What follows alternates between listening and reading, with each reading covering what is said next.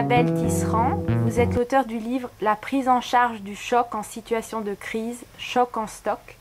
C'est paru à l'Harmattan dans la collection Intelligence stratégique et géostratégique. Donc la prise en charge du choc, quel type de choc? Alors tout type de choc, on parle aussi bien des chocs physiques que des chocs psychologiques et des chocs sociaux. Quelle réponse donnez-vous dans ce livre? À qui s'adresse-t-il? Alors tout d'abord, on essaye de proposer une analyse assez fouillée des mécanismes du choc et notamment des effets secondaires de ce choc sur l'individu mais aussi sur le corps collectif.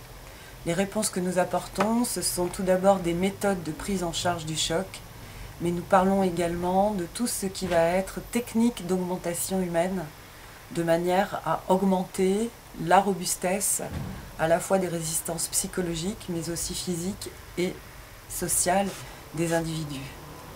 Donc vous citez tsunami, inondation, incendie, terrorisme, prise d'otage. Est-ce que vous explorez un de ces types en particulier de choc, un exemple?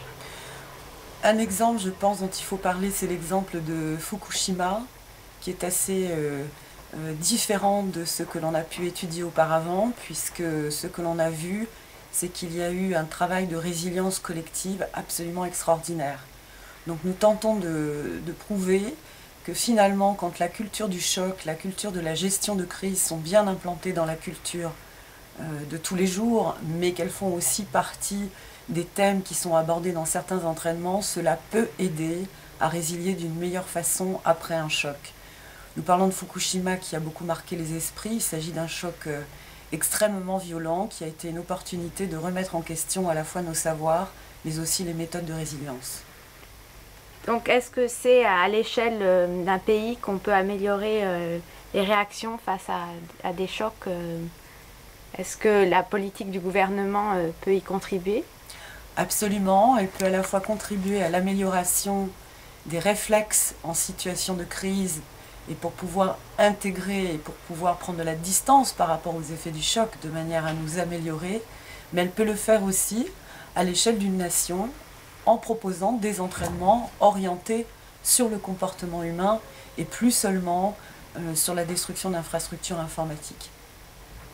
Est-ce que le fait de prédire les choses peut aussi nous aider à mieux les appréhender? Absolument. Nous parlons dans le livre aussi de la nécessité d'être plus attentif aux signaux faibles de manière à anticiper sur les chocs. Il y a bien sûr et malheureusement des crises que nous ne pouvons pas prédire. Fukushima est un accident qui a eu lieu suite à une crise climatique. C'est beaucoup plus difficile à prédire évidemment que des crises qui surviendraient suite à des conflits sous-jacents ou à des conflits qui, de façon absolument évidente, risquent de mener à des chocs très très intenses. Donc vous dites que ce livre a pour objectif de contribuer à l'amélioration des stratégies de gestion de crise. À qui s'adresse-t-il en particulier?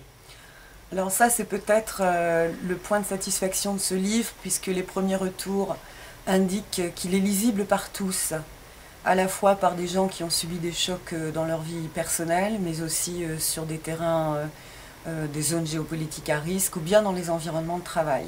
Il s'adresse donc à tous, et l'un des partis pris a été de vulgariser la connaissance pour pouvoir partager tout ce que nous savons aujourd'hui, qui serait susceptible de nous aider à mieux résister au choc. Pouvez-vous enfin vous présenter?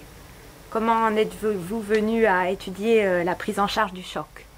Écoutez, j'ai commencé il y a 25 ans par la protection des patrimoines amérindiens stratégiques en Amérique latine. Et très rapidement, je me suis intéressée à la protection du patrimoine humain dans les sociétés artificielles, c'est-à-dire les sous-marins, les plateformes pétrolières, mais aussi les vols habités. Ce qui m'a conduite assez logiquement à m'intéresser aux environnements hyper informatisés. Aujourd'hui, je suis donc en charge de prévention de crise, de gestion de crise et de plan de continuité d'activité en cas de sinistre.